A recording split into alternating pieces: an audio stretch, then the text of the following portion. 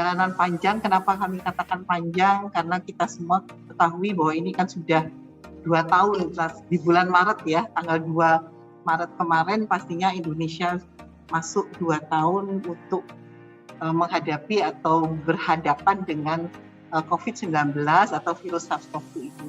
Perjalanan panjang ini juga diikuti dengan perjalanan panjang tentu pemerintah untuk mengantisipasi menjadi bagian dari masyarakat dunia, bagaimana kita bisa siaga penuh atau sekarang istilahnya tangguh gitu ya, untuk bisa menghadapi COVID-19 ini tanpa ada kepanikan di antara masyarakat, tanpa ada rasa tentunya adalah was-was gitu ya, artinya was-was itu keluar bagaimana, di dalam nanti gimana gitu ya. Dan tadi di awal Bapak Dr. Suparto sudah menyampaikan lewat tayangan bahwasanya dalam kondisi pandemik banyak hal yang kemudian masyarakat mengalami beberapa kesulitan atau hambatan dan berbagai tantangan. Nah, tentu hal inilah yang kemudian menjadi ketukan bagi kita semua, khususnya para peneliti, dan tentu didukung oleh pemerintah. Kemudian pemerintah melakukan tahapan-tahapan antisipasi, salah satunya adalah melalui pembentukan konsorsium nasional untuk riset vaksin. Jadi kalau kita lihat pada bulan Maret, awal tanggal 2 ini Indonesia mulai terkonfirmasi juga positif COVID-19 sebagai bagian dari negara yang ada di seluruh dunia, maka kemudian pemerintah berpikir juga langkah-langkah apa yang perlu dilakukan. Maka tentu kita sebagai insan akademisi terlibat langsung di bidang riset, ya. Selain juga teman-teman akademisi banyak juga yang terlibat langsung di lapangan, yaitu para klinisi yang ada contohnya di Rumah Sakit Dr. Sutomo. Pastinya di situ adalah para akademisi dari Fakultas Kedokteran UNER. Nah, termasuk Prof. Cita di dalamnya, ini harus menghandle langsung para pasien. Rumah Sakit Universitas Erlangga, Rumah Sakit Khusus Infeksi di Universitas Erlangga, dan rumah sakit yang lain. Termasuk Universitas Erlangga, kami bersyukur juga memiliki lembaga penyakit tropis. Sudah cukup lama, sekitar tahun 96 ya, kalau tidak salah, mendirikan LPT ini bekerja sama dengan JICA Jepang pada tahun itu. Nah, tentu ini menjadi andalan pemerintah kepada Universitas Erlangga yang di dalamnya ada lembaga penyakit tropis untuk menjadi laboratorium rujukan.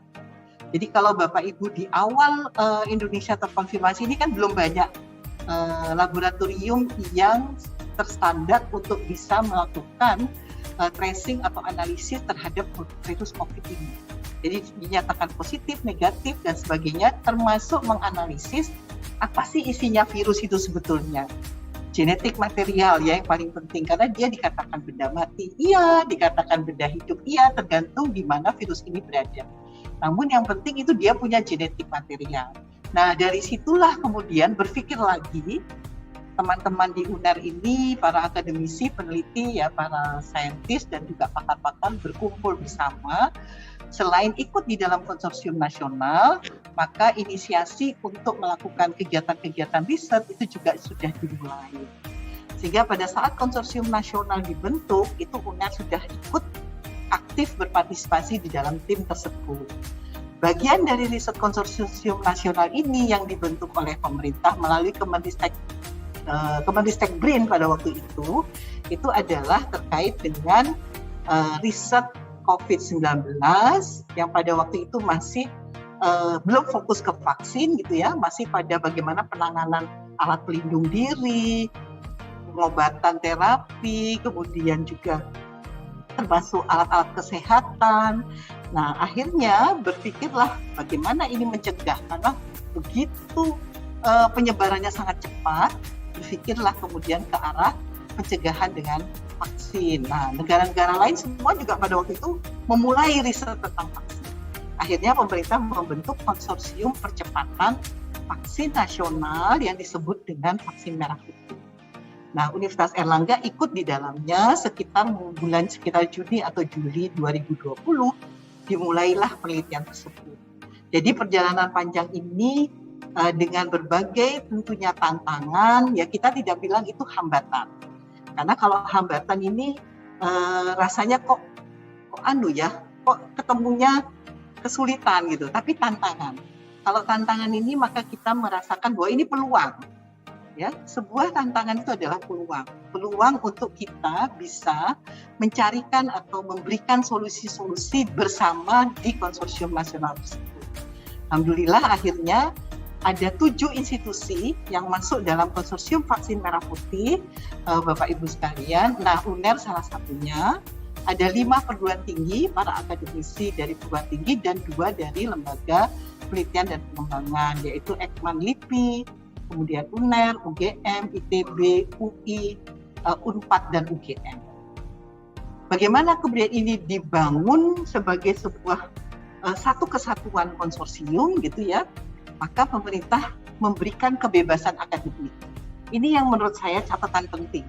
Kata kebebasan akademik artinya 7 institusi bebas memilih platform yang akan digunakan untuk mendesain vaksin. Nah, UNER menggunakan pada waktu itu 3 platform secara paralel, karena kita kan tidak bisa, mungkin Pak Ustadz pastinya setuju ya Pak Ustadz Hasan, bahwa manusia itu 1 detik di depan aja tidak akan pernah tahu apa yang terjadi ya Pak Ustadz. Leres. Ya, kami di UNER itu kemudian berjalan dengan izin Pak Rektor, paralel berjalan yang mampu dilakukan melalui 3 platform. Nanti mana yang berjalan lebih cepat itu lanjut. Nah, yang lainnya silahkan diselesaikan tentu paling tidak sampai dengan uji preklinik atau bisa dipublikasikan. Karena kan pembiayaan ini sangat besar. Nah, di dalam konsorsium nasional itu ada 4 platform yang dikembangkan, yaitu dari 7 institusi. Ada yang menggunakan inactivated, itu memang hanya UNER, jadi virus yang dimatikan. Kemudian yang berbasis mRNA itu adalah UI, kemudian protein rekombinan itu Ekman, UGM, UNPAD, dan subunit juga sebagian digunakan oleh 3 perguruan tinggi tersebut dan lembaga Ekman. Kemudian yang terakhir adalah adenoviral yang keempat, ini yang dilakukan oleh ITB. Nah, dalam perjalanan alhamdulillah riset UNER yang inactivated virus ini berjalan lancar dan memang lebih cepat, sehingga kita sudah melewati masa-masa sulit gitu ya, kalau kami bilang masa-masa sulit karena tantangan tadi. Masa-masa sulit di uji preklinik alhamdulillah bisa selesai, dan sekarang memasuki uji klinik, dan alhamdulillah fase 1 sudah terlewati di timnya Prof kita akan persiapan menuju ke fase 2. Semua yang kita lakukan dari hulu sampai hilir itu betul-betul karya para peneliti, baik itu yang keahliannya di bidang sains sampai dengan di bidang klinisi, seperti yang ada teman-teman Fakultas Kedokteran di Rumah Sakit Dr. Sutomo. Nah, alhamdulillah itu semua bisa lancar dengan berbagai tantangan yang sudah bisa dilewati. Tentu juga tidak lepas dari pertolongan Allah ya. Tentu kita selalu berjuang di dalam melakukan berbagai kegiatan, tentu tidak lepas dari ridho Allah kepada kita semua. Saya rasa itu perjalanan panjang, sehingga kami berharap juga dengan doa para ustadz ya, teman-teman yang ada tentu di masyarakat Jawa Timur ini, alhamdulillah akhirnya juga mendapatkan sertifikat halal. Nah, ini yang menjadi hal yang penting untuk Indonesia, tentu yang mayoritas Muslim, dan berpikir juga untuk melakukan multi center Pak Ustadz ke negara-negara yang tentunya seperti Timur Tengah gitu ya, mayoritas Muslim, dan juga sebagian di Afrika. Itu sih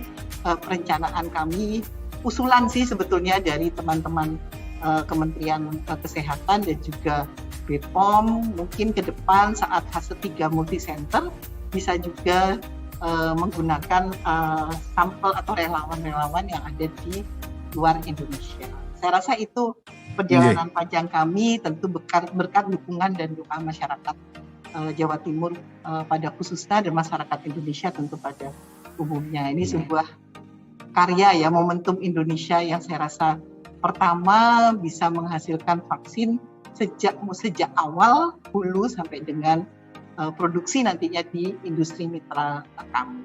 Dari apa yang sudah disampaikan tadi oleh teman-teman tim uji klinis yang diketuai oleh Prof. Cita, juga amanah sertifikat halal dan suci. Ini kan amanah ya, amanah dari tentunya MUI kepada kami, bahwasanya kepercayaan ini itu adalah bagian dari amanah untuk kita laksanakan sebaik-baiknya. Maka yang bisa kami sampaikan tentu di sini adalah mari kita bersama-sama ya, bersama-sama saling bahu-membahu membantu untuk kesuksesan dan kelancaran, bahwa karya anak bangsa Indonesia ini adalah milik Indonesia, artinya milik masyarakat Indonesia. Nah, tentunya di dalam fase 2, uji klinik fase 2 yang akan dilaksanakan bulan Maret, kalau tidak salah mungkin akhir Maret ya Prof. Cita. 28 ya, akhir Maret, 28 Maret. Nah, kami berharap 405 relawan ini tentu menjadi juga, jadi relawan ini juga pahlawan ya Pak Ustadz ya, karena amanah yang diberikan tadi oleh MUI bahwasanya ini sertifikat telah halal dan suci, kemudian amanah bahwa ini adalah kepentingan bangsa karena ini pandemik yang menyebar di seluruh dunia gitu ya, sehingga kita harus menjaga tentara-tentara yang sudah diberikan oleh Allah kepada kita itu, yang ada di tubuh kita itu, kita diberi sistem imun ya, kekebalan. Nah, ini salah satunya tentu melalui vaksinasi. Nah, ini tentu salah satu rasa syukur juga apa yang sudah menjadi karya ini akan memberikan nilai barokah bagi kita semua. Insya Allah. Amin. Apa sih bedanya atau kelebihan tadi vaksin merah putih gitu ya dengan vaksin-vaksin lainnya? Nah, sebetulnya semua vaksin sih fungsinya sama ya. Jadi mau menggunakan platform apapun gitu ya, produk apapun, itu kata kuncinya bala tentara di tubuh kita itu menjadi kuat gitu ya untuk melawan virus, dalam hal ini memang COVID-19, sehingga begitu mampir ke kita gitu, bala tentara ini menghadang lebih dahulu sehingga tidak menimbulkan hal-hal yang tidak diinginkan dalam proses infeksi berikutnya. Itu sebenarnya peran vaksin seperti itu. Nah, khusus untuk vaksin merah putih, apa ya kelebihannya? Pastinya yang pertama, kelebihan utama adalah ini produk dalam negeri, itu yang pertama. Dalam Indonesia ada pun Merdeka jauh sebelumnya, ini adalah vaksin yang pertama kali dibuat oleh anak bangsa sejak hulu sampai hilir. Jadi sampai di skala produksi industri ya. Biasanya kan vaksin-vaksin itu set vaksinnya dari luar kemudian diproduksi di Indonesia. Jadi modelnya kalau kita bilang mungkin kayak license gitu ya, modelnya lisensi, tapi ini semuanya karya anak bangsa. Tentu ini kelebihan bagi kita karena ini momentum pertama kali. Kelebihan yang punya kualitas sama dengan produk luar. Nah, itu kelebihan pasti. Kemudian yang kedua, kelebihan berikutnya adalah tentu ini saya tidak melihat 1-2 ya, tapi kelebihan berikutnya itu adalah sertifikatnya dihalal. Ya, jadi halal digunakan dengan bahan-bahan yang suci, adalah halal dan suci dan halal. Nah, tentu ini kelebihan. Kelebihan yang berikutnya adalah bahwasanya tentu ke depan kita, masyarakat Indonesia khususnya para peneliti ini menjadi termotivasi bahwa kita mampu ya memberikan nilai kemanfaatan bagi masyarakat Indonesia, sehingga ini kan akan mengurangi cukup banyak nanti kebutuhan import dipenuhi oleh kita. Nah, kalau platformnya sendiri tentu semua punya tujuan goal yang sama, yaitu meningkatkan sistem imun di tubuh, jadi bala tentara kita bisa menangkal COVID-19. Jadi sama kalau itu. Efikasinya sudah ada persyaratan WHO. Di atas 50% itu berarti dianggap manjur untuk digunakan sebagai bahan vaksin bagi masyarakat. Nah, sehingga ini nanti dalam uji klinik inilah vaksin merah putih akan dilakukan analisis terkait safety. Sudah terlihat ya, fase 1 berjalan sampai dengan hari ini, mulai tanggal 8 Februari sampai hari ini tidak ada hal-hal yang tidak kita inginkan. Alhamdulillah semua berjalan dengan baik, sehingga mudah-mudahan menunjukkan keamanan safety yang baik, kemudian nanti efikasinya seperti apa. Jadi perjalanan uji klinik ini adalah salah satu perjalanan untuk menunjukkan bahwa vaksin merah putih adalah satu hal yang bermanfaat. Kemudian berikutnya tentu kelebihan lainnya itu pastinya kalau diproduksi dalam negeri kan artinya masyarakat kita yang sangat besar ini, Indonesia penduduknya di atas 260 gitu ya juta, bisa lebih cepat mendapatkan vaksinasi tanpa harus menunggu misalnya adanya kuota vaksin-vaksin import kan untuk memenuhi, karena produksi rencananya nanti 20 juta per bulan dosisnya. 20 juta ya, produk per bulan. Jadi kalau per tahun kan sekitar 240 juta. Nah, insya Allah cepat Indonesia bisa herd immunity dicapai di seluruh pelosok di Indonesia. Karena Luar masyarakatnya biasa. tidak hanya kota ya, tapi ada pedesaan. Indonesia ini kepulauan. Jadi pastinya akan banyak daerah-daerah 3T yang perlu juga dijangkau oleh vaksin dalam negeri ini. Jadi kelebihan seperti itu saya rasa menjadi nilai tambah.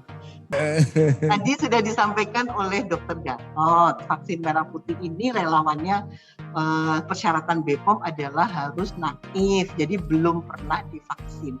Itu tentunya ini persyaratan. Jadi kalau sudah pernah divaksin 1 kali, 2 kali, nah itu nanti Dr. Gatot bisa membantu menjawab, itu bukan naif lagi kalau sudah pernah divaksin sebelumnya.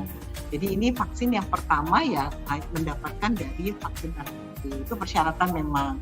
Tentu ini tujuannya BPOM pastinya bagus karena ingin bahwa vaksin ini betul-betul berkualitas. Karena ini adalah momentum tadi untuk Indonesia, produk yang pertama ini ya untuk vaksin COVID-19 di Indonesia dan dari produksi anak bangsa.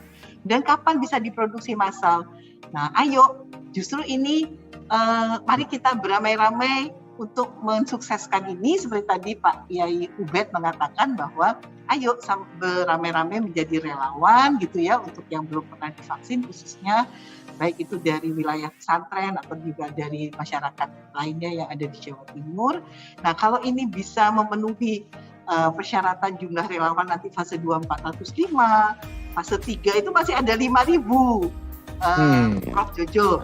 Nah, ini tentu kalau semakin cepat bisa terpenuhi uji fase 1, 2, 3 selesai, BPOM bisa memberikan EUA-nya, jadi Emergency Use Authorization-nya itu, maka tentunya produksi massal harapannya, namanya manusia boleh berencana ya Pak Ustadz, jadi timeline agenda desainnya dari kami dan BPOM itu rencana Agustus bisa diproduksi, Agustus tahun 2020. Tentu ini juga sangat tergantung step by step langkah-langkah fase 1, 2, 3 yang akan kita selesaikan. Demikian, jadi harapan doa masyarakat ini, ayo dipenuhi relawan ini, kita saling membantu, kemudian nanti lanjut ke fase 3, EUA keluar bisa bulan Juli harapan ini perencanaan ini yang saya bilang manusia bisa berencana gitu. Nah, harapannya bulan Juli, maka Agustus bisa diproduksi massal, begitu Juli mendapatkan EUA dari... Lagi, Prof. Iya. Ya, oke, monggo. Dr. Gatot lanjut. Isolatnya isolat Indonesia, Prof.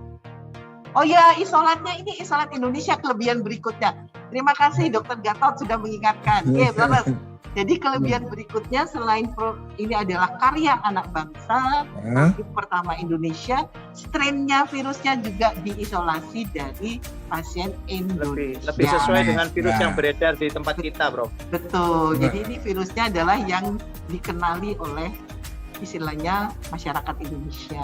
Jadi bukan virus yang didapat dari luar. Perencanaan tidak hanya isu tapi diucapkan oleh Pak Menteri Kesehatan. Jadi inginnya ini nanti menjadi vaksin tidak hanya booster tapi juga anak-anak dan kebutuhan vaksin internasional khususnya di negara Afrika. Nah, itu disampaikan pada saat launching pertama untuk uji klinik di vaksin merah putih ini di Rumah Sakit Dr. Sutomo. Nah, sehingga kami pun bercita-cita selain nanti vaksinnya itu sudah bisa beredar sampai ke internasional, ini juga akan baik pada saat fase 3. Fase 3 itu kan multi center, itu sudah Sendiri. dimulai dikenalkan juga di masyarakat di luar negeri gitu. Nah, khususnya misalnya karena ini juga sudah halal, mungkin masyarakat di Timur Tengah dan Afrika. Sehingga kami sudah sempat diskusi dengan kedutaan besar Indonesia di Afrika dan juga di Timur Tengah. Sempat itu kita bulan lalu Februari tanggal 2 kalau nggak salah tanggal 3 kita sempat ngobrol karena di UNER Prof. Jojo dan Pak Ubed kita punya pusat studi Afrika di Universitas Erlangga. Nah, sehingga pusat studi Afrika ini sangat dekat dengan teman-teman Kemenlu, khususnya adalah para dubes dan juga dengan tim gitu ya atas pendidikan Adikbud yang Indonesia yang ada di Afrika. Kemudian dengan Timur Tengah ternyata juga sambung menyambung teman-teman di Pusat Studi Afrika UNER, sehingga kemarin kita mengadakan FGD lah, fokus group discussion, sharing bagaimana kalau multi centernya sampai ke Timur Tengah dan Afrika apakah memungkinkan. Nah, ternyata mereka teman-teman Kemenlu sangat mensupport. Tentu ini menjadi harapan kita juga kalau menjadi multi center kan nanti pada saat sudah diproduksi untuk masuk ke negara-negara luar menjadi tujuan pemerintah kan lebih mudah karena sudah pernah uji fase 3 di negara-negara tersebut. Itu harapan kami yang akan datang.